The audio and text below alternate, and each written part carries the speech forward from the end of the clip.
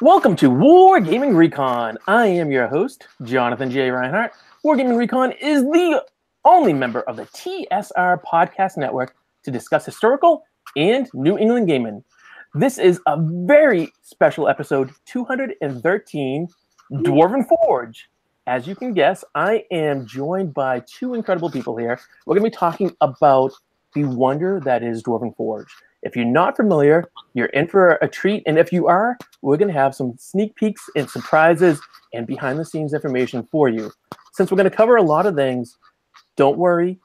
You can get more information at the show notes at wargamingrecon.com/WR213. That's wargamingrecon.com/WR213. So I am joined by the founder and CEO of Dwarven Forge, Mr. Stefan Pokorny. Stefan, how are you today? I'm feeling good.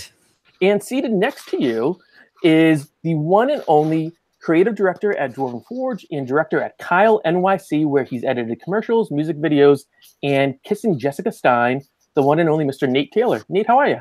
Hello. Good. I'm so happy to have you guys here. And to meet you, Nate, because I've already met Stefan before. We've met at TotalCon a few times, and it's a real joy to have you guys here to have the conversation. So why don't you just kind of give the audience a little bit of a brief bio and elevator pitch about what Dwarven Forge is and what you do. All right. You want to keep? Oh, the pitch. Yeah. We're in a bar. We're telling you, someone wants to know, what do you do? You're done with the adventure and you're all there with your friends drinking beers. What happened? God. Man, we make the world's best terrain for Dungeons and Dragons. Boom. I'm serious. Not just for D&D. Yeah, we do D&D and war games and anything that you want to use little miniatures for. And what else would I say in a bar? Yeah. Miniature dungeons. It's modular. It's unbreakable. You can roll over it with your tractor. You can drop it from a bell tower. You can pass it down to your kids. It'll last you for generations. Only use the approved Pokorny paints, by the way. Yeah. And it's just really neat stuff. A lot of parents, they like their kids play with their kids. They let them play with it, and now we have a lot of young dungeon masters. Yeah. My kids use it as a bath toy. There we go. Nate's kids are using it like crazy. The world's finest gaming terrain as a bath toy. Hey, it's waterproof. Who knew? Yeah. I gave one of these. I'm holding. There's some of it. Look at that. From your city one, right? Was that Kickstarter 4 or Kickstarter 5? 3? 3. Kickstarter 3. So I gave this a while ago to my two. Well, she wasn't quite 2 yet, but my 2-year-old, and she's playing with it. And of course, everything's a baby to her. She loves baby dolls. So she's like, the baby's going in the house, but like she dropped it, and for a moment I was like, oh my goodness, what's gonna happen? Nothing. Indestructible. I gave a whole bunch to my son's kindergarten class, and a rabid a rabid pack of kindergartners could not destroy the Dwarvenite. Yeah, that's awesome. Yeah, we did like a show and tell day, and then they were really into it, so I gave them some dungeons. Amazing. Yeah. I had to make room for the Dungeon of Doom. I was like, Dungeon of Doom. I love the videos you did for that, Nate. They were very well edited, great shot, great lighting. I was quite impressed with those.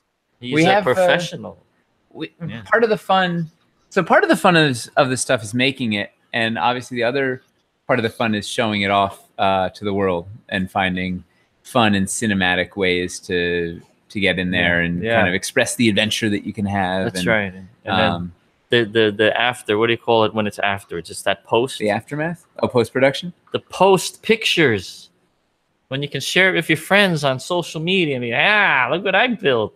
Yeah. Well, everybody likes to show off, right? They do their build and then put it up on Facebook. Their ingenuity. Yeah.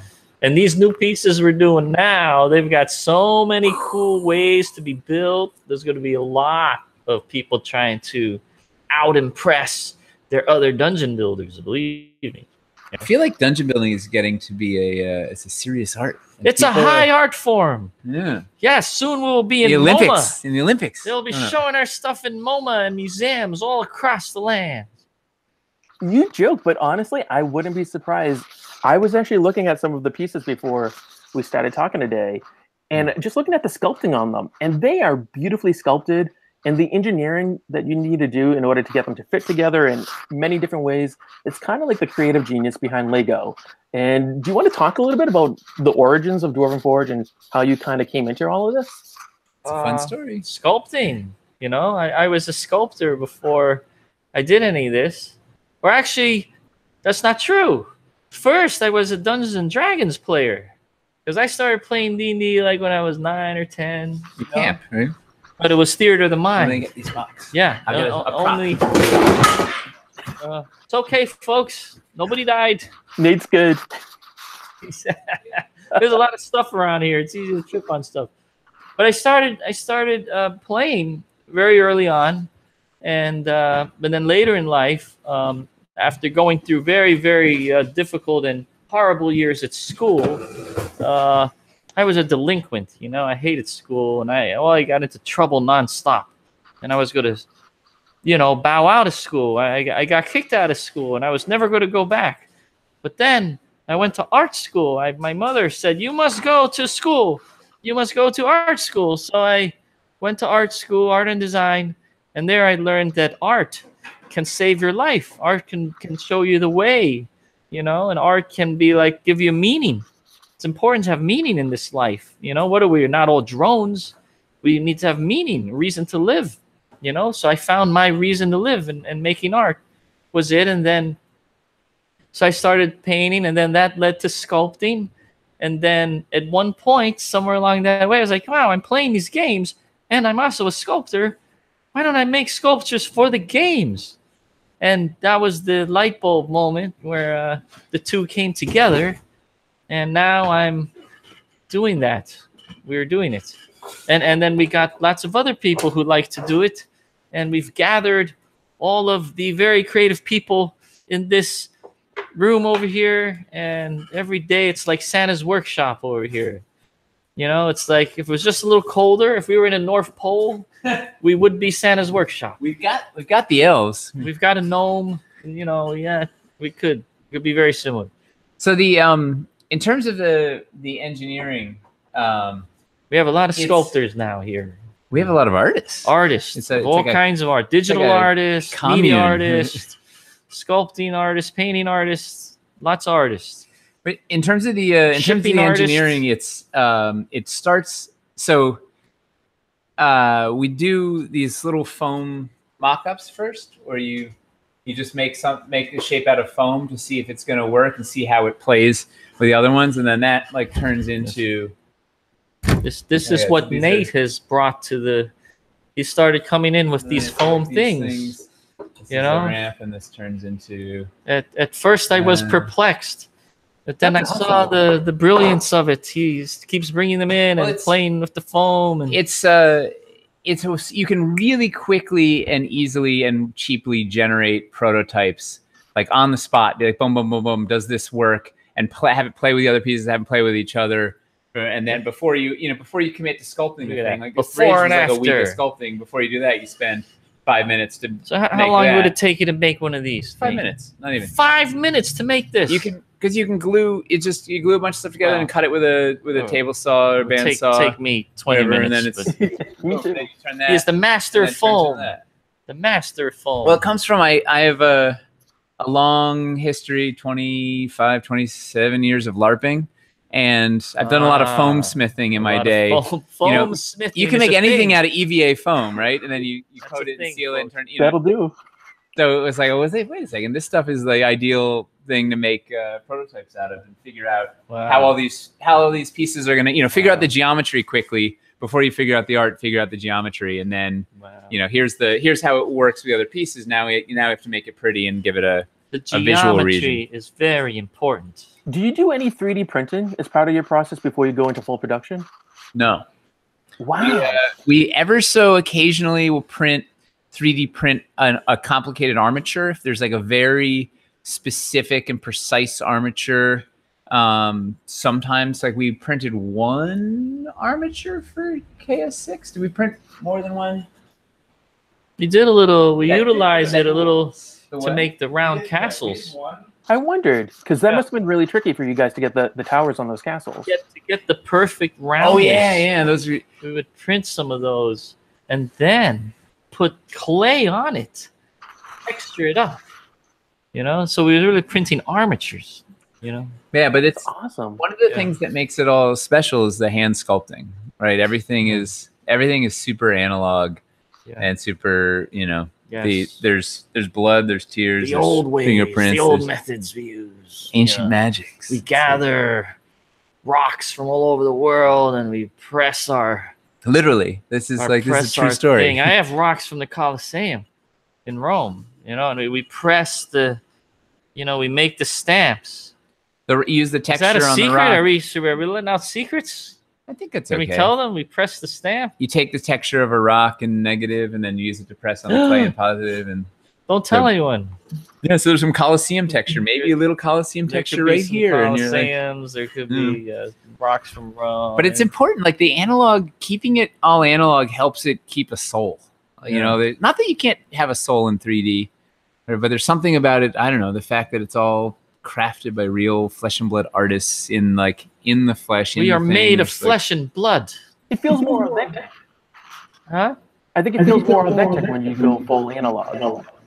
And it also is full of problems, which makes it real. That makes it difficult, yeah. Not everything is exact. Yeah, it's a little off like real life. So yeah, we're constantly battling that. Many, many years. We've been doing this for like 23 years, I think. That's a long time. It's a long time. So Stefan, a buddy of mine actually did a little research for me, and he told me about a film you were in. And at first I thought, oh, it's The Dwarven Knot, and I've seen it's on Netflix. Who hasn't? Because it's amazing. But no, it's another film called The Dungeons and Dragons Experience. We got a link in our show notes to it. But at one point in it, you available now on iTunes and Amazon and oh, awesome! Because I was going to say it's for free on YouTube and on archive.org as well. Send some money that way. You're talking about the Jesse Spiro one from years ago. Yeah, long time ago. And at one point in it, there's a quote that you say that I'd love to get you to respond to. So in the film, in the documentary, you say, quote, "I always considered myself a misfit of society, so I relate to the half-orcs," unquote. Do you still feel that way? And if so, how do you think that's influenced the way in which you run Dwarven Forge? Well, I'm not sure I really run it anymore. I'm not running it. Nate is running it.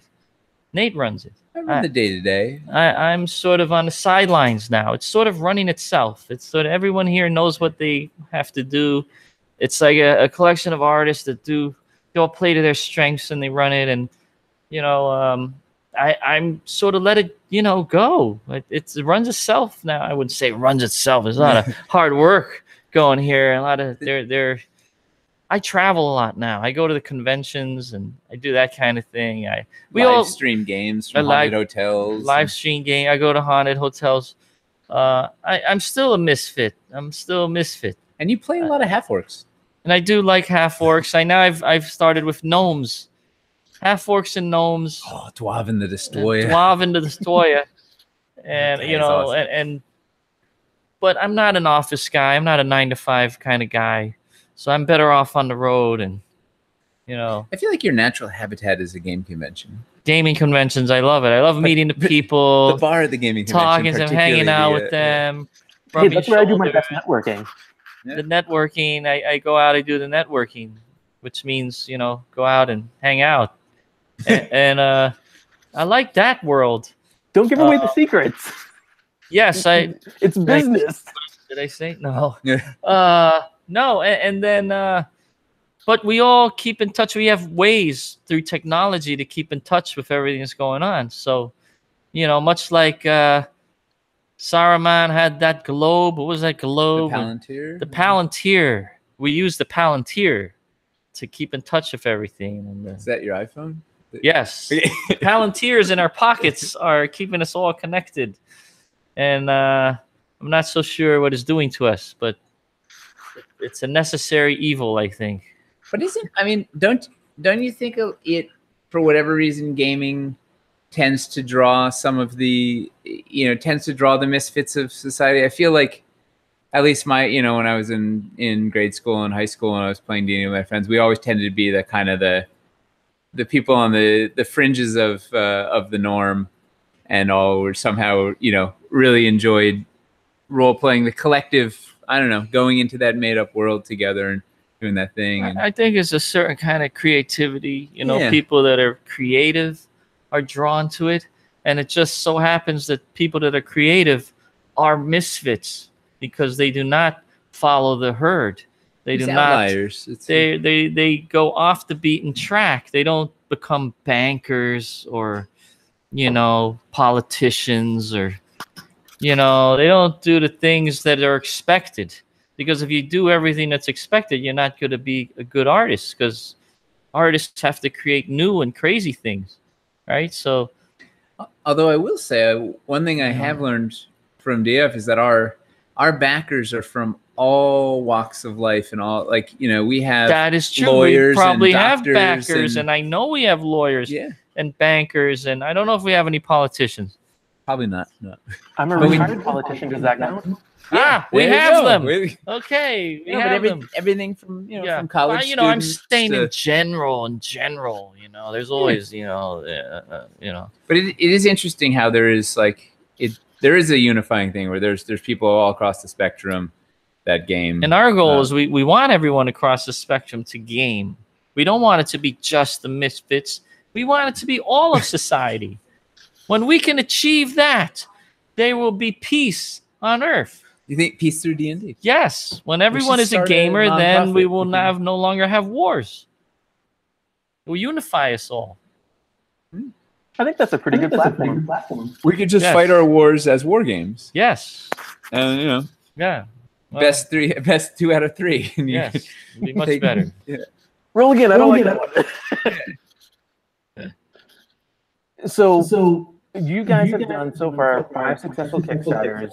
You've raised, I think I get the numbers right, $11,245,120 from more than 16,650 backers to bring all the many different types of high quality modular terrain to life and to gamers. You get another one coming. We're going up on that Forbes list. So it is We're going up on the Forbes list. I don't want to tell you how much time I spent looking on Kickstarter and double checking my math and going, okay, wait, how many million? No, that can't be. $11,245,120. That's quite a feat. Plus a little bit in the pledge It's not all profit, No, but the thing is, Kickstarter, I think, gets a bad rap, right? Because whenever you hear about it, you don't hear about the successes like you guys, where you deliver a high quality product, you give it for a fair price, and you deliver it either on time or early or within a reasonable amount of time. You hear about all the ones that explode, where people run away with the money, where nothing ever comes out. Yeah. Right. So what you've done, I think, is pretty incredible. This year, I'm running away with the money. Nah, just kidding, guys. I hope. They're all watching me now. Everyone in the office like, what did he say? Well, what's frustrating? I never touch the money. It never comes to me. No worries. Kickstarter is such a magical platform. Like the idea that you can put a dream out there and say, hey, I have this crazy idea. Does anybody think this thing is worth doing? And people say, yeah, and put money into it. $1 in a dream. Something like people raise way more money than they ever dreamed of to do this really cool thing that wouldn't exist otherwise. Yeah. And it's such a cool platform, and it's so much creativity, so upsetting that it's like there's so much negative nonsense that happens because sometimes people get crushed by success where they think they had a small idea and suddenly they raise way more money and have to can't handle the bandwidth. Like there's so much stuff they have to send out, those or schmucks they underestimate, a bad name. Or there's the nonsense. There's con artists out there who they give us the good people a bad name. There's definitely a few bad eggs or a few unlucky people or a few unqualified. I mean, that's the thing is you don't have to have any qualifications to launch a Kickstarter. Anybody with a few minutes of time can just can launch a thing. Right. And and sometimes they can run away with them, and then you get these bad situations. Be careful, folks. Be careful. But we have we've done very well, and we've delivered everything we promised. And yes, We're been making in even business a very long time, and we've shown throughout the years that you can trust us. And of course, that's usually when they say that, that's a bad thing.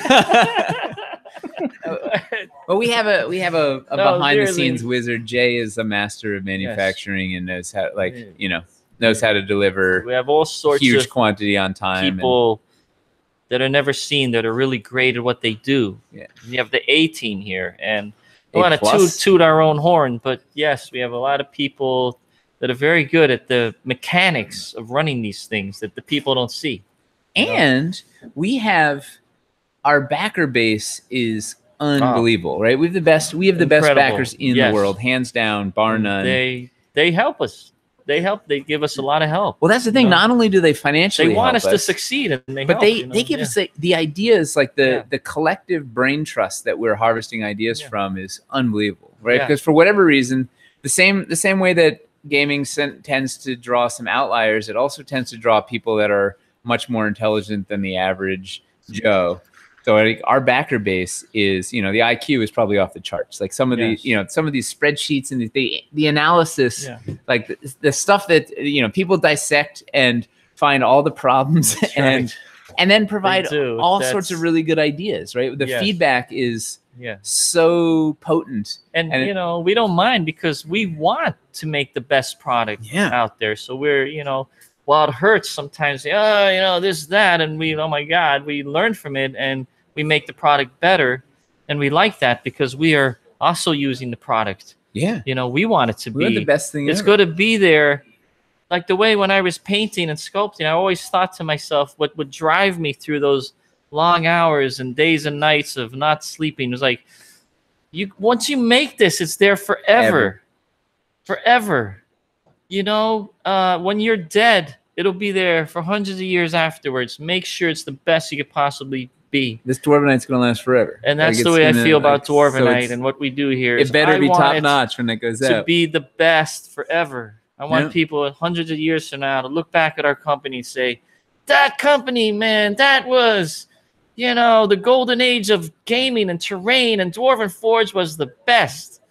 That's what I think about when, things are tough. And we push, we try and push the envelope and try and do some really ambitious. We do some ambitious, some crazy things, and we do. The backer, our fan base, our backer base gives us they have the faith that we will somehow. They're like, all right, we don't know how you're gonna pull that off. You can do it. They're all very enthusiastic. They are, and they say, okay, we believe that we'll give you thousands of dollars that you say you can pull this off with fairy dust and dreams. We're in it together, and that's the great thing about Kickstarter, right? Because you're doing it at the same time, and they're urging you on while you're doing it. It's like a cheerleading squad and a focus group and maybe some like small children and like all at the same time. It's like this crazy and they're just the energy and like the excitement, and it's that's what we live for. It's wild. It's it's amazing that it's like 28 days or something, and not just one day. It's a whole month practically of madness and passion. And there's a real letdown at the end when it's over. It's like, oh my God, what's my meaning in life now? I've lost my meaning. It's like Fight Club turns the volume down on life when you're not in Fight Club. It's the same like post Kickstarter. It's just like volume gets turned down on life. A real thing. No, it's weird. Wow. It's like going to a convention, right? You're at the con, you have a lot of fun, you playing awesome games, and then you get to go back home to reality, to your job and all the other stuff. You're like, oh man. That's a bit of a it's been like a 28-day convention. But we do have the forums that are on year-round and 24 hours. And if anyone has never been there, I recommend going to the forums, posting pictures, talking to all the thousands of people that are on there. We have a very, very good group of people there. They're from awesome. all over the world. And pictures and the ideas. Yeah, pictures. And that's where they get all these ideas, and where we see ideas, and they send us ideas, and it's a melting pot of creativity there. It's pretty amazing. I highly recommend it. We also have a pretty active Facebook page. Is pretty active. Facebook, little Instagram, Twitter. Is there something else? We should say we're Facebook.com/Dwarven Forge. We're Twitter. We're at Dwarven Forge, and Instagram. We're at Dwarven Forge Official. so you can stay up to date with all the crazy. Oh yeah, there you go. Ooh, so official. It's like having the verified checkmark on Twitter that they don't do anymore. Oh yeah. Oh. We have an analog verified. This piece of paper means it's real. Yeah. I just started tweeting. Hey, congratulations! Yeah, I don't understand it at all, but I don't get Twitter. It's like shorthand. I think it's that. I'm more of a Facebook guy. Me too.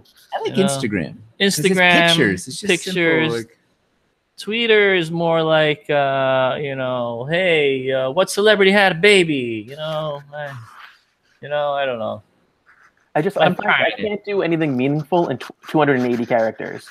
It's just not enough. Yeah.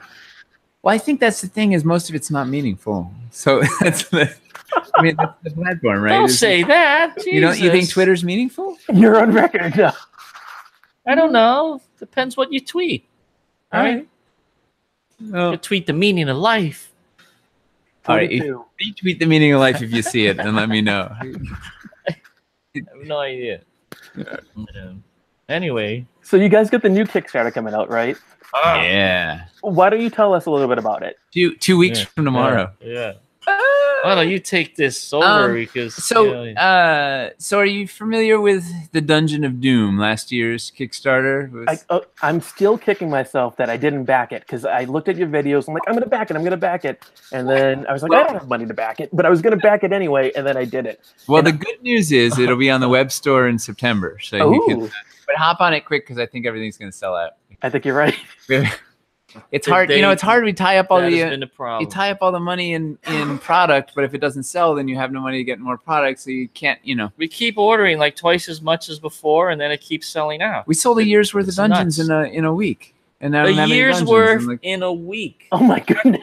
Keep up. Yeah. I mean, we would have had to been crazy optimistic to order that much more, Oh, but so anyway, so last year we did the Dungeon of Doom, which was a revisiting of the dungeons, where we'd been to the dungeons before in the first Kickstarter / all the resin, but Dungeon of Doom was going back into the dungeons, doing all the flashy bits we'd never done, the magnetic traps and LEDs and these crazy bridges and whatnot. So we're doing similarly for Caverns. We're doing that with Caverns Deep.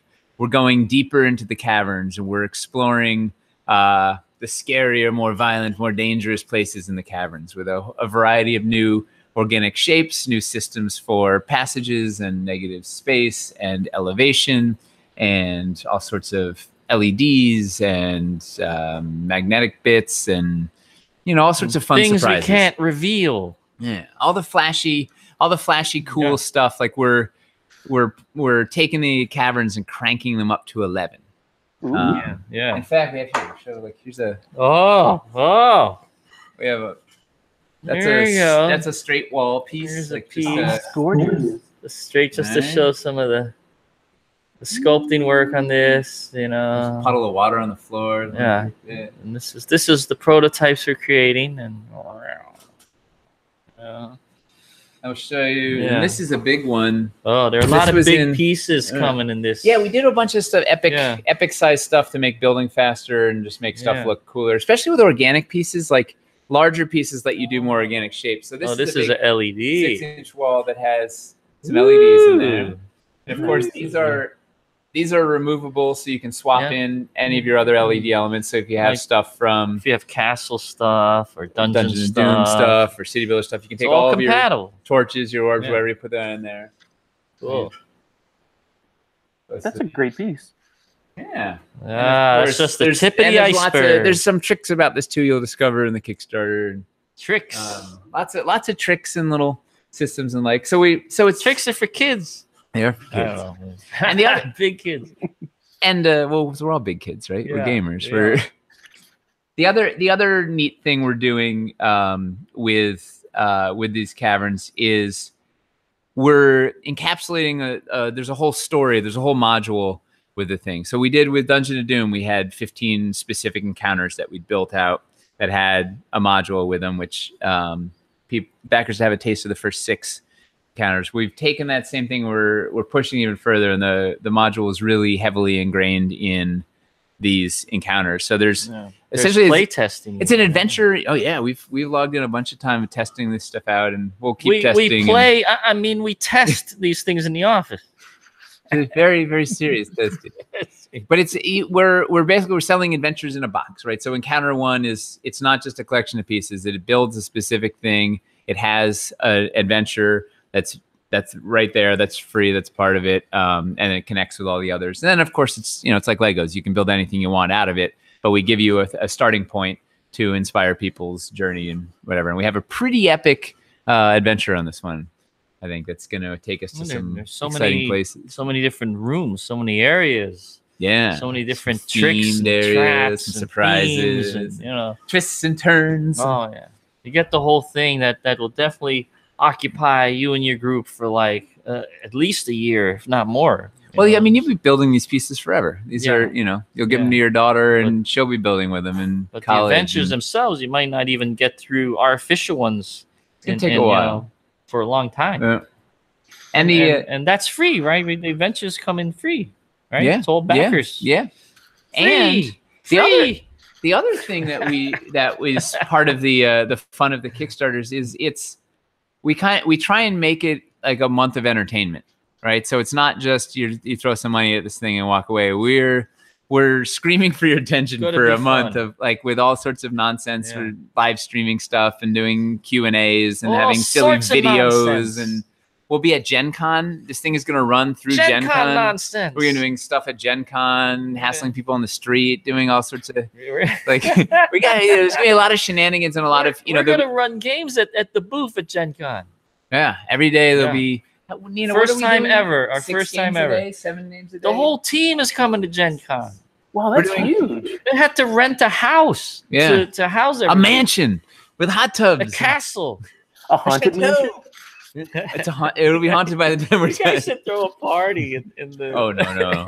We're working. But we're gonna run 6 games a day at the booth. We're doing sign. Where have we figured out where we're doing the sign up yet? 6 games a day on the forum, so you'll be able to come and play in the Kickstarter 6. Yes. In the prototypes, we'll have some encounters in the prototypes and win treasure in the game. We're gonna have some special Dwarven Forge coins, some surprise guest DMs. Yes. We're gonna have all kinds of great DMs. We're gonna have the team's gonna be at the booth, so you can come ask questions. You can see the prototypes. We'll have Dwarven Night by the pound running some games. Nate will be running games. Lots of people running games. There'll be a lot of shenanigans. So there's when you join in the Kickstarter, it's not you're not just throwing money at the best train in the world. You're also getting be seen to be believed. You're getting some of the most ridiculous entertainment for 30 days. You can, there will be lots of nonsense. Fanticulous.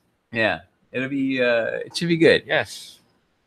We have a lot of ridiculous stuff planned. We've been shooting a lot of videos, and we've been doing. We like to entertain. Turns out, who knew? What's the most entertaining thing you have planned? Can you share? The things that we can't tell you. Yeah. That's the most entertaining. There's lots of surprises. The secret shenanigans. We're gonna do. There'll be fun stuff at Gen. There'll be fun stuff all along the way, and also to be honest, we don't know everything yet. We're a little spontaneous. Don't listen to that. We know everything. We know everything we're gonna do. Yeah, but we get ideas and we come up with maybe we'll set a bowl of green fire flame and then That was last done year. something like that. Next thing you know, Nina's got a bowl full of chemicals and is burning green fire in the office, and we're like, you might set the whole place up. With this Dungeons and Dragons is a game of spontaneity. Yeah. Right. You never know what's going to happen. Right. Gotta keep the table, the players on the toes. That happen. Things happen. Spontaneously. Yeah, it's very organic. Yeah. So with the Kickstarter, we know you're redoing your classic caverns and making it better than it's ever been before. We're adding to them. We're not redoing them. Your old caverns are still legitimate. Use what you have. Well, the stuff never goes out of style. You can always reuse. But for this new one, how much money are you guys hoping to raise to bring it to fruition, right? Because no Kickstarter actually takes place unless you reach that goal. A couple gazillion. Is that all? Oh, let me go in my pocket. We're hoping to be similar like last year. Googleplex.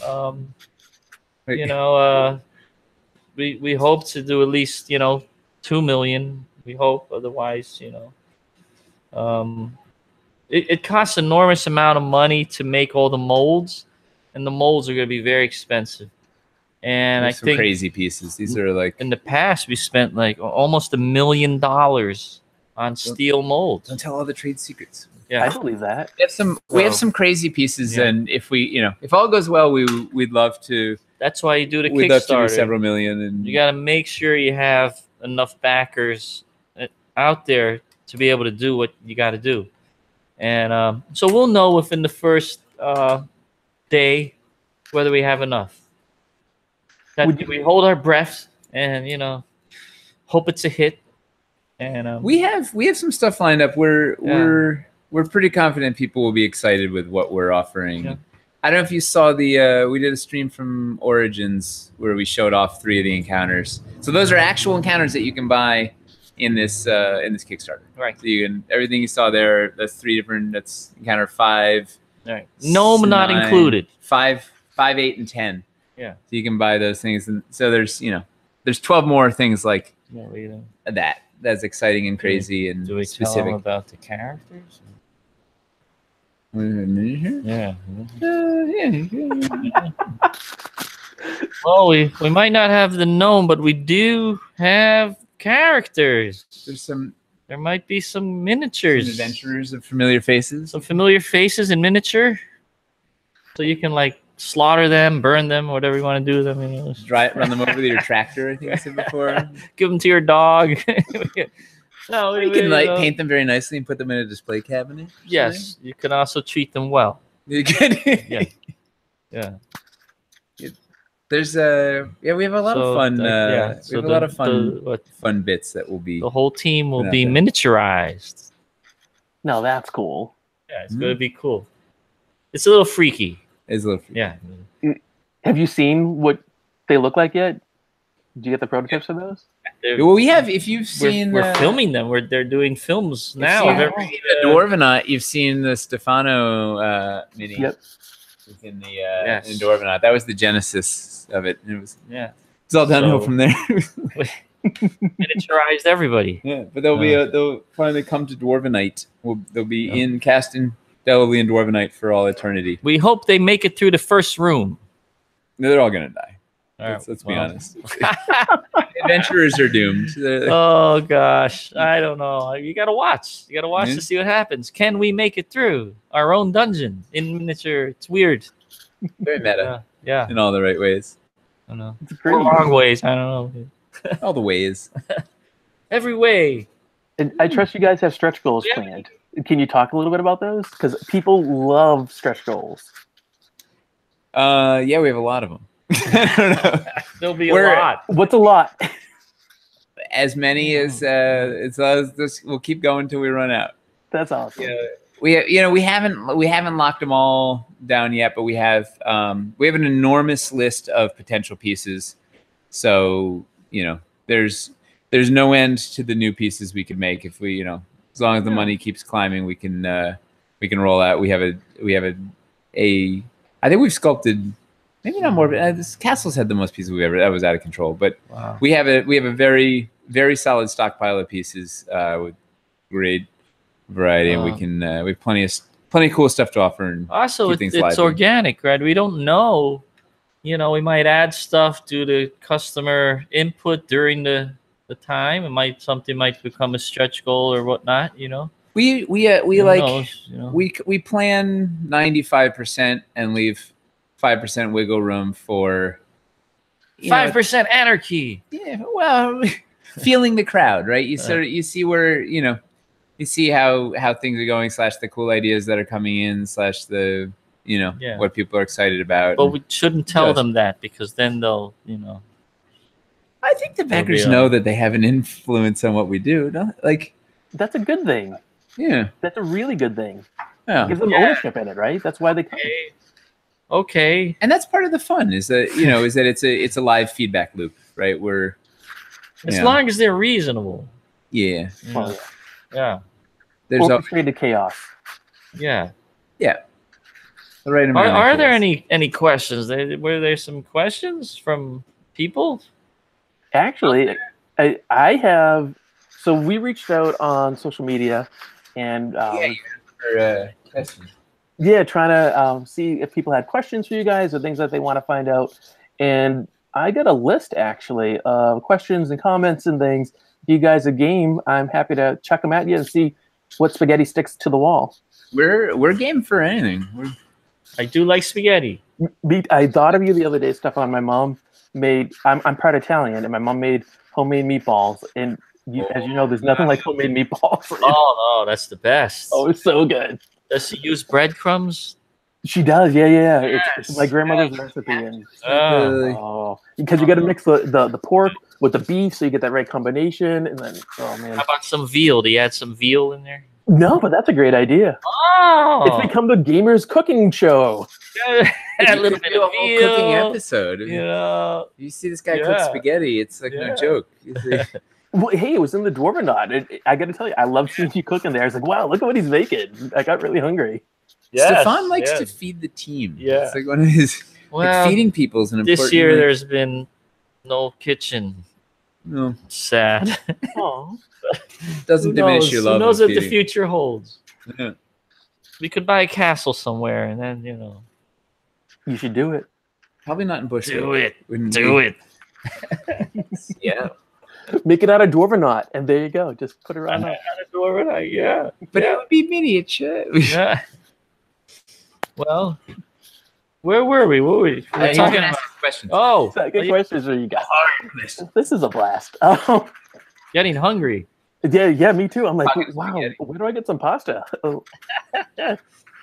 So, in speaking with my audience and with fellow gamers and buddies of mine and stuff, one of the things for our audience here at Wargaming Recon is obviously some of us play role-playing games, play D&D.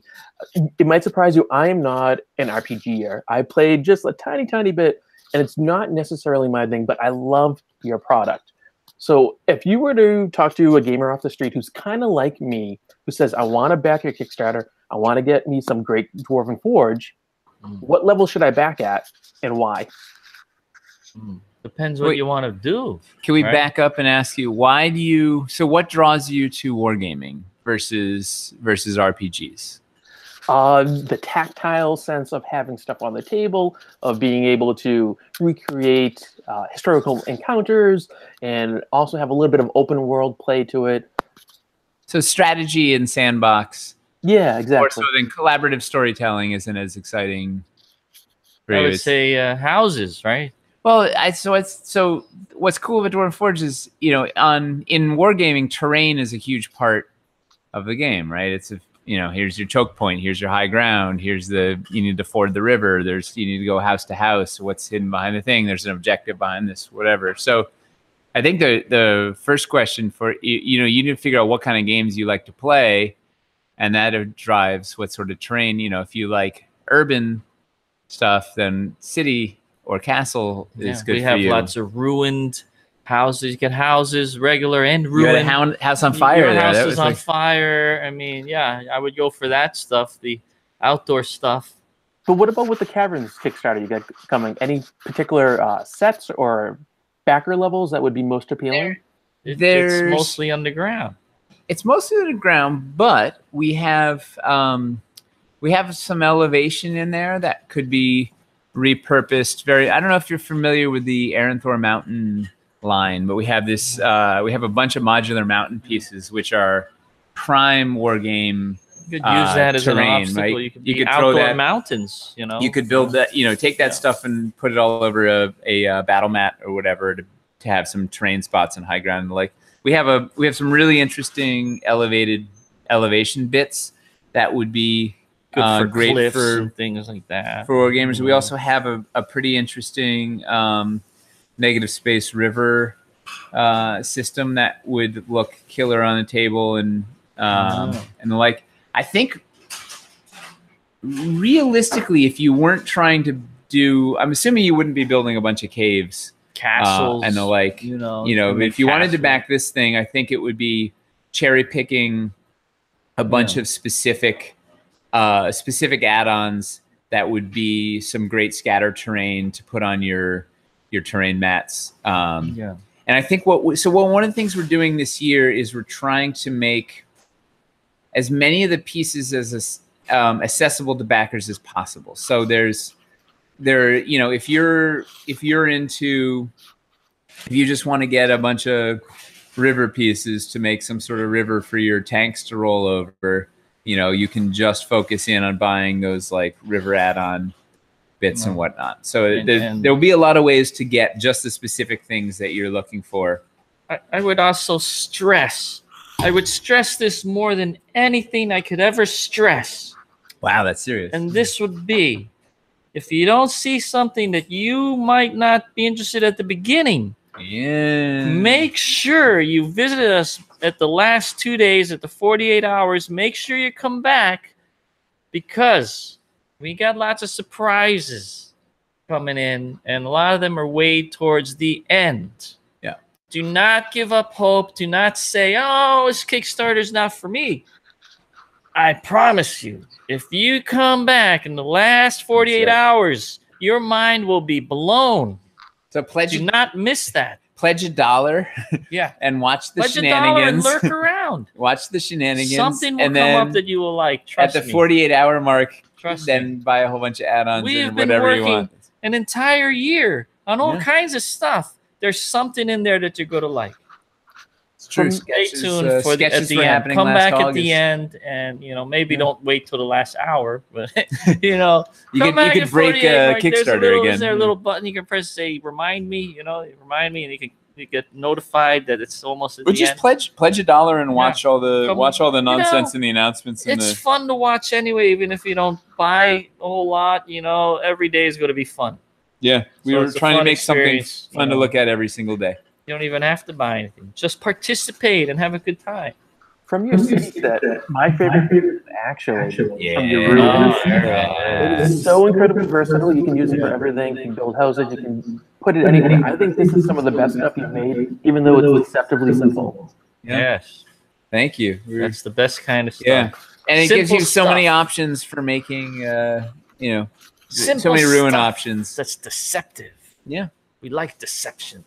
And we like modularity. Like those 3 pieces give you so many different options. You can use a single piece to draw up. You can use 2 together as a cutout. You can use 3 together. You can use a piece for rubble. You can take your mangonel or catapult and knock those walls down. Battle damage. It's fun. You set it up, and then you can knock it down if you're catapult. Yeah, believe it or not, that was like getting those 3 pieces to be just right was like it didn't happen on the first shot. It was like figuring out the geometry on those is trickier than it looks. Like it's three little puzzle pieces. It was like there was a lot of playing, testing going on. There was a lot of messing around with foam and a table saw to figure out get just the right combination of. There was a lot of fun. Long grueling hours of tests going on. It's both grueling and fun. But that sort of stuff we have a lot of fun bits that are things like that. There are a lot of little modular things that have a lot of different ways you can use them to give you a lot of options. Because that's the thing, right? This stuff is expensive, and we want to make sure that if you're getting it, it'll get out on your table a lot, right? It sucks that you don't want to spend thousands of dollars on this stuff and then have it sit in your cabinet. You want it to come out and be on the table a bunch. So you want to have a bunch of different things you can do with it. So there's different excuses to get it on the table. So we try and make stuff that's modular. If you decide that you need money at some point down the line, you can put it on eBay and sell it for more than what you bought it for. That's true. It's an investment. It's like buying a stock that just sits there, goes up in value, and then you can sell it if you want. But all the time, you can enjoy it. It's better than a stock because you can enjoy it the entire time. You can enjoy it every single day and then sell it for more money. How could you not buy it? You'd have to be crazy. No, it's expensive. It's funny we talk about price because that is the number one question or topic people told me they wanted to hear from you guys about. Overwhelmingly, people who are aware of what you create think it looks great, whether they've seen it online or they've seen it in person. They've heard wonderful stories about it. But the thing that tends to hold people back who I talked with is the price. They want to know how can they get into Dwarven Forge without breaking the bank. If they have, a limited budget, what can they do to really kind of get the most bang for their buck to really get true appreciation for it, but without having to spend hundreds and hundreds and hundreds or thousands of dollars? This is a question we get, and I always say, hey, you don't have to buy an 8-foot by 10-foot table worth on your first purchase. Get a couple sets, use it, experiment with it. Like if you're an RPGer, you can just use it for one special room. You can do theater of mind for like 6 rooms, and then they get to the big boss. You've got that special room planned out. And if you then it's your birthday, then it's Christmas. Hey, can I get a set here? Get another there. set. Maybe you have a group of players, 6 players. You tell them, hey, for my birthday, get me a set. What is 6 players get you a set? Now you have 6 sets. Boom. 1 year, you've got 6 or 8 sets. Second year, you've doubled it. By the third year, now you can set up that huge table. And the thing is, with a lot of terrain that people might have bought in the past that's not made out of Dwarvenite, it might have broken. Oh, it's no good anymore. This lasts forever. Yeah. The value never goes down. It never gets worse. It doesn't wear out, so that's the great thing about it, is that when you collect it, it doesn't break or wear down. It's good forever. In the Dungeon of Doom, we have a starter dungeon set, we have a remastered core set, and we have like Encounter 1, Zaltar's Game Room, Encounter 2, the Arcane Alcove. These are all like pretty affordable small sets that have a lot of really cool pieces. Like if you got $100 or a starter $200 dungeon and Zaltar's Game Room, you'd have enough pieces to make a couple of cool rooms and do an encounter. What would that come out like, to about? Like $150 for $150. That's not bad at all. There's a couple of LED decent thing for There's you. a couple of traps in there. There's a couple of LEDs. There's a couple of fun bits, and once your players see that room, they're going to want to help you to build up your empire. Is there. the starter dungeon on the website yet? Yeah. Starter dungeon just went up on our website. We have confirmation. Like a day or two ago. Like it's brand new out there. Yeah. Where the core set will get up shortly, and the Zaltar's Game Room will be up in September. When you think about the things that you spend money on in life, what do we spend money? We go to a baseball game. Boom, that money's gone. You're never going to enjoy that again. You go out to dinner, $100 dinner with you and your wife or girl. Boom, it's gone.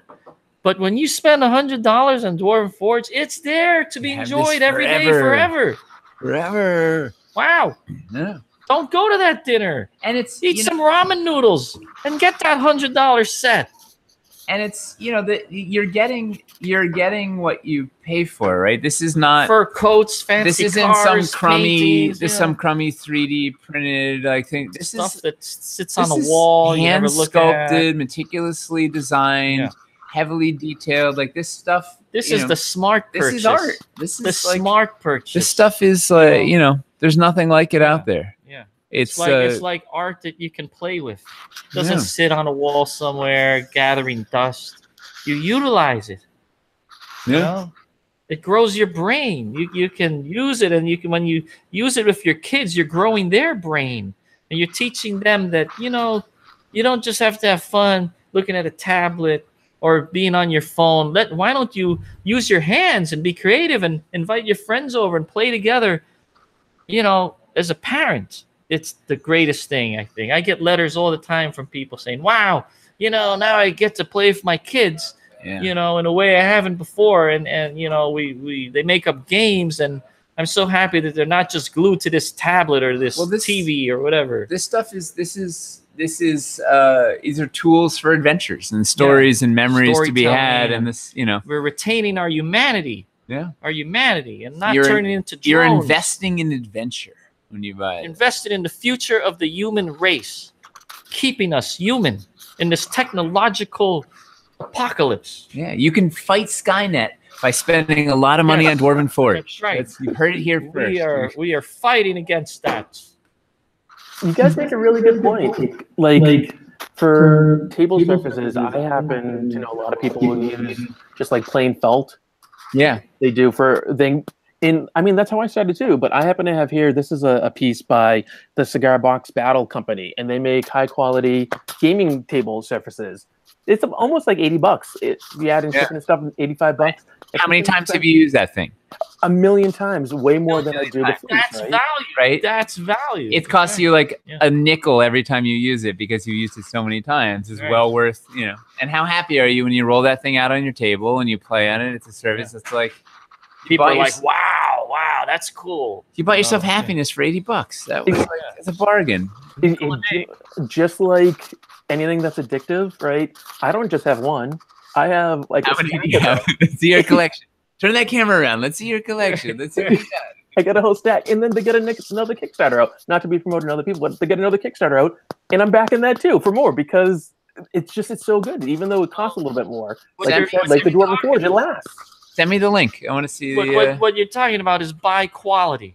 Absolutely. Buy quality when you know it's much better. It's like that adage where you buy a tool. If you buy a crappy tool, you're gonna buy it 5 more times. Yeah. Buy the best one, and then you won't have to buy it again. And that's the thing is I love gaming. I love the time I spend at the gaming table with my friends, those adventures, those stories, those things. I want to invest in good things that I'm using, you know. Good memories. I spent a lot of money to buy a Wormwood DM screen, and I love that thing. It's you know, it's wood and it's tactile. It's nice. I have that spin around thing I can use for reveals. Like I like investing in nice dice. I like all this stuff. You know, I like this stuff because I use it for things that I take joy in and with other people that I have joy. And I want the tools to have a great time when I'm, you know, sitting at that table sharing laughter and stories and nonsense and. I mean, testing, working hard, hardworking. Yes, hardworking. Yeah. I don't know about you, but I find my gaming experience is more enjoyable when I have better quality tools. And obviously, we can't always afford the better quality, but like you don't have to concentrate on is it going to work. You concentrate on having fun, connecting with other people around the table with you. Not like, oh, do I get a tear in this mat? Are my train pieces going to fall apart? Right? Like it's going to work. Well, and that's also, I mean, it's for any tool, right? If you're, you know, here we have a lot of specific tools we use for making this stuff. Like we need to invest in good tools to be able to do our job well. And, you know, gaming, you need a good tool to do your gaming well. Also, with these pieces made out of Dwarvenite, it's easy to clean up. Throw them in a bag. You don't have to worry about packing them carefully in styrofoam or, you know, you can just throw them in a bucket, carry them away, slip them under the bed. I love it. Yeah. What other questions you got? So we got a few more. There were some questions from people in Australia regarding shipping costs. You know, we have a lot of Australian backers. Maybe that's why they're asking about shipping costs. I was in Australia. I rallied them in Perth. I was in Perth running. You did a convention, right? In the Australian Burning Man, the Blazing Swan, Australia. I was running games in the Church of Belligerents. Of course. They were the massacre, the Pokorny massacre. Yeah, I know. I was in a jest, you know. But they were good, fun people. It looked like a great time. Yeah, we videotaped it.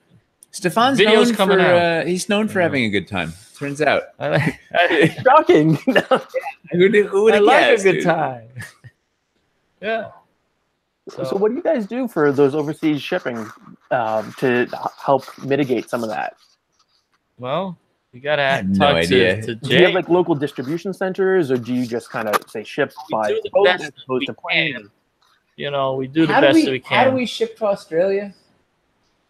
How do we ship to Australia? Kickstarter or for regular? For Kickstarter. For Kickstarter, for regular orders. Do you know they didn't say? Let's say Kickstarter. Kickstarter order, we ship them all together on the boat.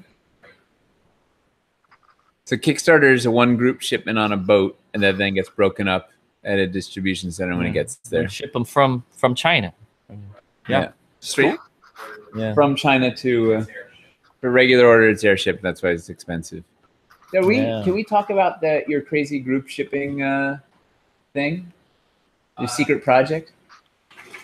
That's from Canada. Will it ever happen for Australia? Probably not. Probably is trying to save that one. I'm sorry, our shipping guru. Jay is masterminding this. Constantly trying to improve it and get better. Australian taxes are going up too. Oh, You better pledge now. We're not even live. yeah. So Jay's Oh man, July 1st. That's right when after. Oh, The so Jay's masterminding this crazy shipping thing where we'll do bulk bundle shipping, like at the beginning of the month. Every month we ship all the Canadian orders together, so it's cheaper for everybody. They have to wait a little longer. They wait a couple weeks instead of a couple days, whatever. But then you get everything as bulk, and then it should wrap from there. And if that works, you're going to try for the EU too, right? yeah. So Canadians are going to be very happy. Canadians are, yeah. Canadian shipping is going down also. Wow. On top of that. Lowered the prices for Canada. Yeah. Nice. That's pretty cool. Yeah. It doesn't help the Australians, but No, but still, it's a neat way to do it, and I think people are willing to wait a little bit longer if it'll save them a few bucks. for sure. I mean, there's people that drive down to the U.S. border, like ship the stuff to the U.S., drive down to the U.S. border, pick it up, and or maybe is that illegal? Well, maybe they don't do that at all. Oh, that's allowed. I think that's allowed. No. Is it allowed? I Yeah. don't know. Well, then, We must be careful. yeah. Top secret. If we get arrested, there'll be no more Dwarvenite. Well, we're not doing it. We Yeah. we are not doing it. We are not You're doing allowed to it. do that. What? It's totally legal. Yeah. So another Well, listener, You know, the Australians should just fly to New York, come like, you know, hang out in New York Right. for a couple of days, do some Come visit sightseeing us, or whatever, you know. pick up the stuff in person and then head back. Yeah. Terry did that, right? BioWizard, like, There are some took all the stuff people to that Canada they and, like, come. They yeah. come to America. They have friends in America who they get. They ship it to get their the free friends. shipping, free and they shipping in visit their America. friends, and they load it up all in their luggage and take it back. Yeah. You know, it's one way to do it, and you can have a vacation and pick up cheaper Dwarven Forge. Winning scenario Yeah. for everybody. Explaining what it is to the customs, I don't know. Man, when I was going to Origins, you go through this all the time. Yeah, Did they they always search search your? you. Oh Yeah. man, when you Yeah. try and roll through, security checkpoint with like Yeah. 50 pounds of prototypes in your bag. Well, I always turns get out- one of those flyers in the luggage that said I've been searched, inspected, and you know, Yeah, they were like, "What Yeah. is all of this?" they think it's pretty neat. I think. Depends on the security guard. Probably, yeah. All right. Okay. No comment. so we get another question from David, who's also a fan of the Mythwits, and Oh, it's- his question is, quote, on a scale of 1 to 10, oh how no! awesome is Joe Manganiello's Dwarven Forge setup, unquote? Oh yeah. Well, that dude, he's my friend, you know, and he's been down to visit us a bunch of times, and I played with him at GaryCon, I believe, it's GaryCon, and I want to play with him again at the end of this month in LA. And you sent him some With, custom, or just custom Satine paint, right? Phoenix, and we sent him paints. I sent him some miniatures. You gave him that Manticore, right? Yeah, This thing. yeah. I sent When him is some that? hand-painted miniatures. Your game And, is July 27th and 28th. July 20, is that the one I with think Luke? it's 28 or 29. It's with Luke Gygax. It's Gygax. 28th. Luke I'm looking at Gygax the is calendar. setting it up, and I think the Critical Role people might be involved. We might do it at their new studio. Yeah. Critical Role. Satine Phoenix, Joe Manganiello, Luke Gygax. What else? I mean, It's an that's all-star cast. star-studded. I'm going to Dungeon Master and kill them all. You heard it here first. You know, Luke was worried. He was texting me. He's like, it would suck if we were going to die in the first room. I'm like, don't worry, Luke. Don't worry. Second room. You guys are the experts. I wouldn't worry about that. But he's worried. You have a reputation. He of the Yeah, Pokorny I massacre. want them to be worried. Yeah. I want them to be worried. It's more fun that way. And it's going to Yeah, be it is. first edition. This is going to be AD&D, not 5th edition. First edition. Luke is there, right? He plays first, so it's going to be, and I'm going to have it like it's going to be real old school. I'm going to have them buying stuff and using coins. We're going to use our coins. Fun. It's going to be a real low level, real old school. Like how low wow, level? is this the Like- first time we've played D&D kind of session? Like first level? First level? Second level? No, he's forced me to raise them up from first level. Maybe like second and third level. Whoa. Second and That's third brutal. level. But, In you know, AD&D, in that's brutal.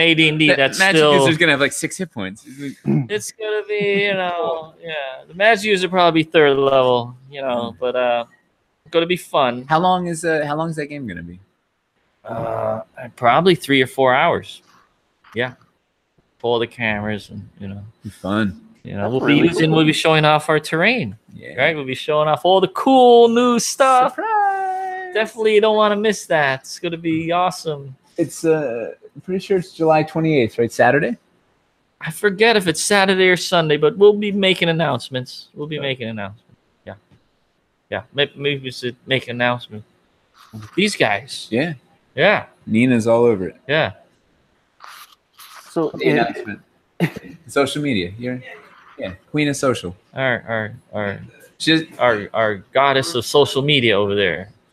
you need one of those. Yeah. yeah. We're blessed with several goddesses. Yeah. We have like, wow, this past year it's through the roof with our social media. Yeah. Turns out people like dungeons. Yeah, I know I said, you know, technology is dangerous, but, you know, use it. Don't abuse it. It's a tool if you use it properly. Yeah. It can help you. Just don't, like, become a drone, you know? Use it sparingly. Right? Yeah. Yeah. Take a break and play D&D, Yeah. and then go back I to. mean, using it right now, right? You're watching this on technology. So, obviously, we don't hate it. We just know that you should not get sucked into it. Your soul should not get sucked into the technology. It's moderation. Use it. Don't abuse it. Armor your soul. Remember, you're still a human being. We're flesh and blood. We're made of flesh and blood. We have to hug each other and, you know, see people in real life. It's true. We'd hug you if you were here. We would hug you right now. Virtual hug. No. Hey! Yeah. That's why I go to conventions, you know, to To hug see people? people, hang out, have some beers together, you know, play some games. Humanity, you know. Roll some analog dice. Yeah. Roll the bones, you know. Get out there, folks. Speaking of conventions, Angela Parento from TotalCon wants to know when you're coming back. Wonderful lady. Well, I the only reason I didn't go this year because my alma mater on the same date had invited me to run for the first time in Manhattan, a Dungeons and Dragons, so I couldn't do it. But hopefully, You had to run D&D for the kids. I had to do it because that school changed my life. So hopefully this coming year, it's not at the same weekend, and then I can go back to TotalCon. Awesome. So 2019 is it? They're great bunch of people there. You always have had a a great good time, time. Love those guys, and I don't have to fly. I can drive, Woohoo! or someone can drive me. Yeah. You know? You don't drive. Stefan doesn't have a license. I don't know how to drive. Will it be another lengthy cab drive? It could be another $800 cab ride. I don't know. You've had a bunch of those. What can I say? Yeah, I did that in Pennsylvania in Windber. And To the haunted hotel. I couldn't wake up on time, and it was like, wow, I don't was really like- want to run a game for 8 hours. I haven't slept 1 hour. You know, I had to sleep, so I skipped the lift that I was going to get at like 5, 6 in the morning, and slept till noon, and then I was stuck, so I had to take a taxi. $800 cab ride to the haunted hotel in Pennsylvania. But you said he stopped for burgers? We stopped for burgers, you know. We Did had you a good buy him a time. Chamberlain? I Did bought him some burgers, and we had a good time. I told him all about Dungeons and Dragons, you know. But it was a long 8 This, hours you for know, him. Chinese man, you know, that he was really interested. He almost stayed overnight at the hotel, Really? but at the last minute, I think he sort of chickened out. He Haunted. found out it was haunted. Yeah. Good guy. Yeah. Tough sell, haunted Yeah, hotel. it was great. But it wouldn't cost that much to take a cab to TotalCon.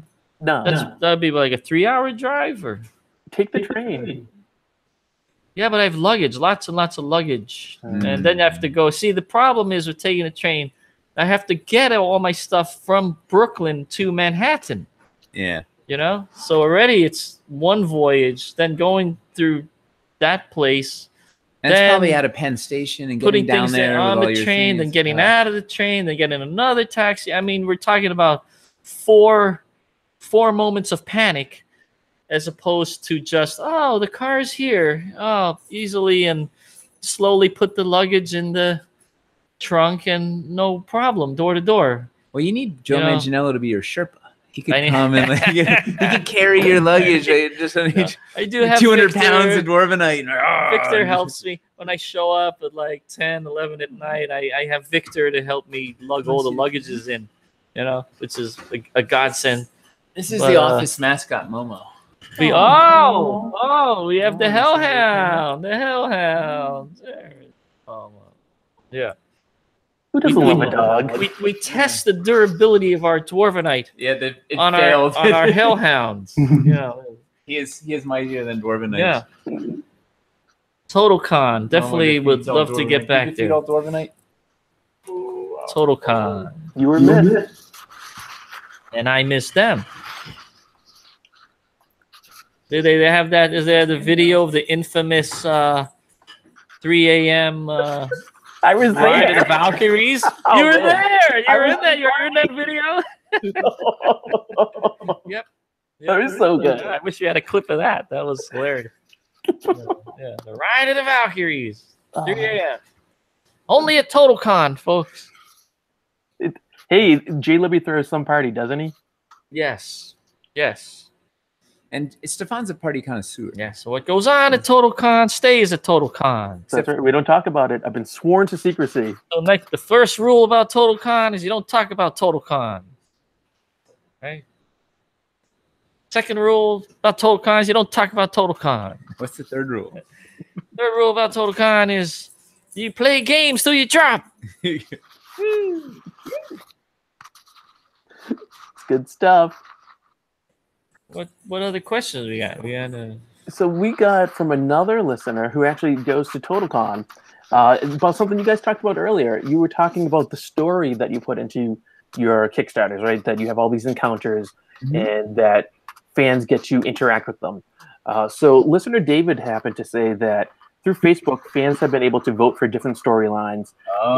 He wants to know what happens with those. Are you going to compile them into a book? Are you going to save them to a special part of the Dwarven Forge website? What are you going to do with them? So that's Decide Your good Doom. Question. Do you want to, Nina? Do you want to talk to Decide Your Doom? Hold on. Oh, come over here! Come on, She's come over coming here! forward. Here comes Nina. I left this chair that I tripped over. Here.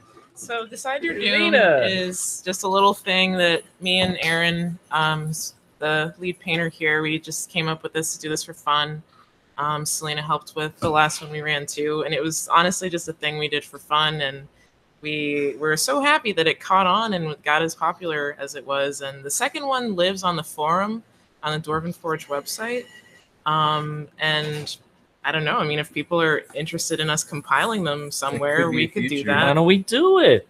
And yes, we will do another one. Awesome. Yeah. Yes. And there may be Decide Your Doom live at Gen Con. Ooh. Spoiler alert. So there you have it, folks. We will not let them all die. Somewhere We might. they will. What?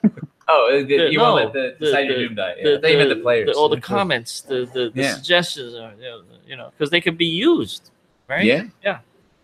Yeah, Decide Your Doom was fun. Yeah. You could post it on the forums or something, or whatever It exists on they were Facebook talking about. still, I yeah. don't- Oh, and that's also an example we love. The fan interaction is so fun, right? The clever, witty, ridiculous remarks from the fans and the idea, and the choosing between the different choices. Like, it's such a fun interaction, and we have such great feedback from our fans. It's fun doing stuff like that where you can. Most of the time, it's fun. Yeah, there's always a few. There's always a few Dungeon Master marks. There are always a few, nutty people. I know exactly what you mean. See, I get it with podcasting too, right? Because I love listening. So what I always tell people is podcasting's like radio, but better. Because like a Kickstarter, you get to know your audience or your podcaster. You have that connection, that relationship, and people feel free to really use that whether for good or not so great. And it's always interesting to see what people are going to say, what they're going to do. For good or evil. Yeah. Just ignore the evil. We Focus mostly, on the I would good. say, 99% fantastic people and backers and gamers, Nope. Every once in a while, a troll shows up.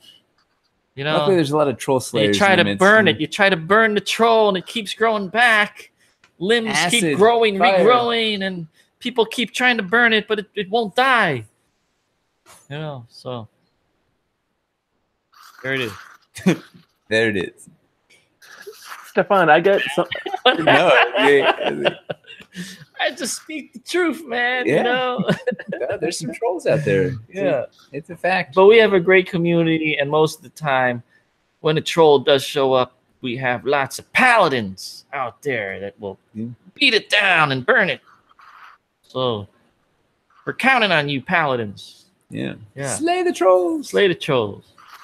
So Stefan, Rich had talked with us and said he wants you to talk about gnome critical crotch hits.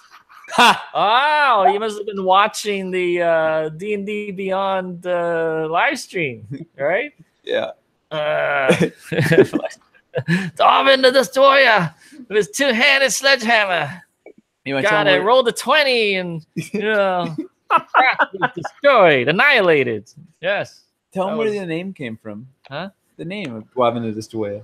Well, in Mithras we have up north. There's the canyons of the gods where the gnomes frolic in the waterfalls, and they come up in their city that's up in the clouds. They come up with all these ingenious mechanisms and clockwork towers and things, and they've built these silver submarines that they utilize to come down and navigate through the Isles of None and evade all those wyverns on the peaks and the dragons, and they float down all the way to the south side of the Golden Lake, and they go through their gnomish tunnels that they go through and into the Lake of Valoria and up the Golden Lake and come up to Valor, Valoria. And they're very rare, the gnomes, because usually they're merchants and they go back and forth. But every once in a while, one of those gnomes decides to jump the submarine and become an adventurer in Valoria. And such is Dwarven the Destroyer, who is, one of the most epic and hailed heroes of the gnomes, came down and heard the call of the D&D Beyond people to come down and do that. What were we trying to do in that? That was a live mission stream reveal. Oh, you were trying to slay Skisraisa, the Lizard Queen. The Lizard Queen. Yes, we heeded the call to kill her. She was slain. I meant to tell them where the name came from, which I thought was hilarious. Oh, I went on a tangent. No, the history of Dwarven is delightful. Yeah. And in fact, you should talk about the history of Mithras, and when that's oh gosh, well that would take hours. No, hours. Not the actual. Don't recount the history, but there's going to be a Kickstarter for Mithras. We're going to have a Kickstarter for the world, 35 years in the making, but especially the last 3 years in intense making of all my maps, and I'm gathering stories from people, writers are contributing. Right, I'm gathering illustrations, and we're making this incredible world that has a lot to do with our terrain. We're making the terrain exist in the world. It's all connected. Tell me the maps, right? You're doing all these maps, drawing these maps that are good. All castle. We're building the castles of Mithras, and then drawing them in pen and ink, all the different levels, and making sure that you can build them with the terrain you have, and the dungeons will be mimicking all the things we can do with the Dungeon of Doom and it's all compatible. So it'll be kind of like the official Dwarven Forge world, Mithras coming out probably in November. A player's book, a dungeon master's book, and a book of tales of stories, histories, and short stories that I've been collecting from people who have played in our short version of Mithras. And, if people are interested in a bound version of Dungeon of Doom module. Oh, yes. We could do that in the. There's been interest of that, and we could Yeah, make include that available in that the Kickstarter. That would be a good time if to you're do doing it. books, might as well do Yes. like the whole. You could do the. Yes, get the whole collection, Yeah. and what I want to do. We will also probably have a PDF, but I also am Definitely shooting to PDF. do a very high quality printing. Like a Because I like quality. Like, I think people would be willing to pay a little more for top quality, like the old days, nice paper.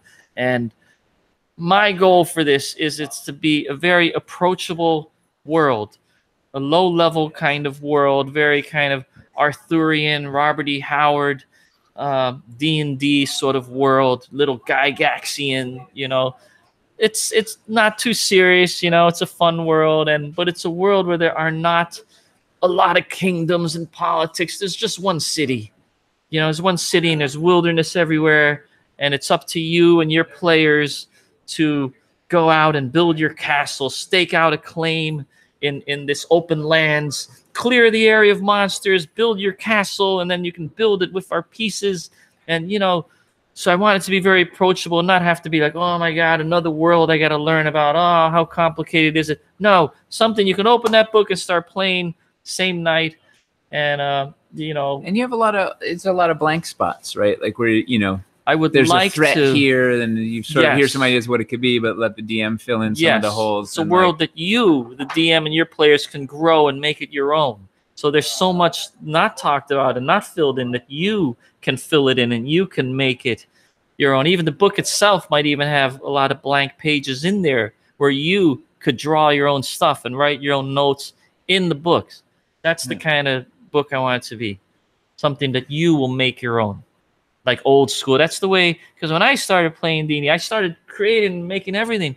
That's the kind of feeling I want this to have. Not like a ready-made, it's all spoken for, and you're just here to be in it. No, I want this to be a world. It's like a starting point, a launching pad for your imagination. That's what I want this world to be like. And if it's successful, we'll come out with more books, more parts of the world. We'll expand. We'll keep expanding on it.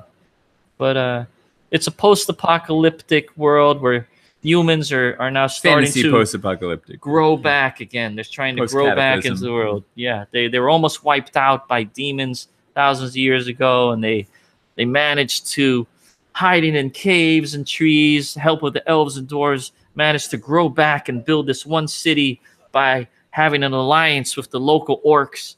And by having this alliance with the orcs, they're able to grow again. And there's current a truce with the orcs, and but not with the other monsters. So yeah, it's a very interesting thing.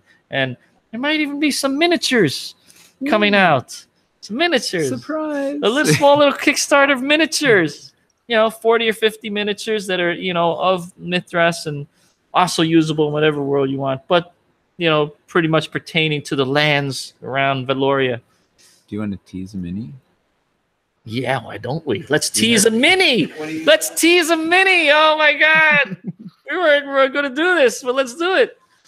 Grab something cool. Yeah.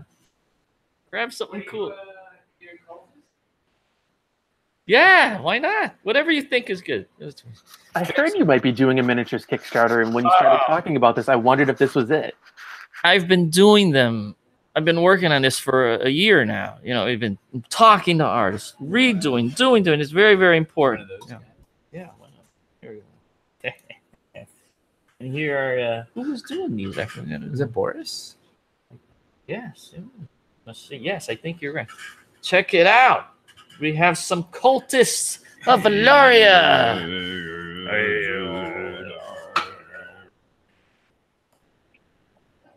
Very influenced by Conan the Barbarian, right? Thulsa Doom, this kind of thing. A little Lovecraftian in there too, don't you think? Yeah, why not? Here's another guy. Stefan's life is kind of influenced by Conan the Barbarian. I love that. I love Conan, and I love Robert E. Howard, and I love Lord of the Rings and Fritz Lever and all these kinds of things. Oh yeah, I don't know if you can see that. Huh? Should we show a monster? Do you have a monster? So these are really, for listeners who can't see, these are really nice pieces. You sculpted them out of what, modeling putty? Yeah, I did not sculpt them. This is from Boris. What was Niak? When we come out, we'll be sure to give you the names of all the sculptors, of course. But they're hard to pronounce. But Boris sculpted these particular two. So you have the cultist, which is gorgeous robed and hooded figure. And what was that? An assassin, a rogue? Only the best sculptors, and we meticulously, worked with them. Like I really, I talked to them about what I want. Sometimes they were sketches. Sometimes we redid some of them. And I don't know how cost effective it's been. We've not at all. But what's important to us is that we get it right and that we introduce not just like hundreds of mediocre figures that you might want a couple of them. We want you to love every single figure. So it's a very small and very high quality miniature Kickstarter we're doing, and they'll be in Dwarvenite, and so they'll be painted in Dwarvenite, and we might also have an option for metal. That's what I really want to do for those that want to paint their own. So there'll be different versions of them. But what we're most interested to know is how they'll do in the Dwarvenite, and it will not be a terrain Kickstarter. This will be just for miniatures. That's pretty exciting. And it'll be at a different time, not when the Kickstarter, a different time. Yeah, not exactly sure when that's going to be, but sometime this year. Conceptually. Before the year is out, we think. Yeah. So whether about the miniatures Kickstarter or Kickstarter 6, what else haven't we covered that you want to make sure people are aware about? Is there anything else we're supposed to talk about? No. Or things you aren't allowed to talk about, but you want to say to me? There's lots of good stuff that we can't many say. things we can't talk about. No, just follow us on social media. On Facebook, we're facebook.com/Dwarven Forge. On Twitter, we're at Dwarven Forge. On Instagram, we're at Dwarven Forge Official. Come join the forums at dwarvenforge.com. And mostly just tune in, pledge $1 on the Kickstarter and watch all the antics. And if you're at Gen Con, come hang out at the booth. We're gonna have a sandbox area where you can build stuff. You can come see the prototypes. You can come play a game with us. You can come say hi. You can come buy us a beer, like whatever. I will also be at Gamehole Con later in November. Gamehole, and Hawaii Con. Right. It'll be Hawaii Con. That's not a vacation at all. It's very serious. This is grueling work. You got to go to these far off places. It's a drag. It's taxing, isn't it? Oh gosh, yeah. Probably. I mean, it's such a long big resort with you'll probably have to stay lagoons extra and rivers, and you'll have to stay extra time because it's such a trip. There's lava. The whole island might sink. I don't know. But That's true. All the eruptions. We have to endure these dangers for the sake of gaming. It's for the fans. Yes. No, it's on the other side of the island. There's no danger at all. I think you need hazard pay. Yeah. Yes. And Tony Iommi is talking about getting together and maybe doing something. Really? Yeah. Black Sabbath. Something in metal. Tony Iommi. There may be a concert somewhere down the road. Got to talk about that. You finally gonna unleash your rap song on the world? Yeah. No, I don't know. Still working on the rap song. Yeah. We'll just leave that alone. Yeah. Listen. It's for the best. Well, then, at this point in the show, we usually move on to just a few quick announcements. Want to let all listeners know that currently we're in the running to win an award for the Games and Hobbies category of the Podcast Awards, but we need your help. So we need people to help nominate us. You go to wargamingrecon.com/podcast award. You create an account. It takes 2 minutes. Nominate Wargaming Recon in the Games and Hobbies category, and click the Save Nominations button, and you're done. If we're in the top 10 shows nominated, we end up on the voting slate, kind of like the Academy Awards, and then the judges pick what they want, and we could win, and we'll see how it goes. But maybe we'll be the winning show. Do it. Click everybody, click. Do it. Click. Vote. I gotta say, I'm really excited because I never win anything, And just like the show's been around for so long, just like how you guys care about all your backers and all your customers and your audience, that you got a great community who love and support Dwarven Forge. We get the same thing here for Wargaming Recon. And really, I'd love to win for them, not for me, just to be like, this is for you guys. And so it'd be pretty cool if we can make it happen. Like, we never win anything because we never submit anything to anything. You got to submit stuff. Like you got to give stuff. You have to submit right? in order to like be what the eligible. Ennies, you got to give them like 3 copies of everything. Like, we would be giving them a lot of terrain, you know. Yeah, that'd be ridiculous. We should do it, but no, 6 copies. I think it was 6 copies. Imagine we have to send them 6 Dungeons of Dooms. That's $20,000. It's Like, like, yeah. Oh my goodness. That's why we never submit anything and we never get nominated for anything. That's rough. I will submit the Mithras source book when that comes there out. you go. There you go. Yes. But wouldn't it be gem encrusted and bound in human skin and like a whole thing? Well, Like, that's the it's high expensive. level. No. Written in blood. Yes. Yeah, there will be options for the uber cool version of the book, leather bound by Venetian artisans, whatnot. You know. Yeah. He's not kidding. That's awesome. He knows the Venetian That's the artisans. copy I'm It's gonna like, have. Yeah. We also just want to remind people. You know. We just want to remind people as well that we have our Patreon campaign, the Wargaming Recon Army, which you can join for as little as $1 a month. Help keep the show on the air. We got all sorts of levels. You can get like T-shirts and custom dice and all sorts of stuff. But go to wargamingrecon.com/Patreon to become a member. Less than a cup of coffee a month helps you to help us keep the show on the air. That's Help us to help you.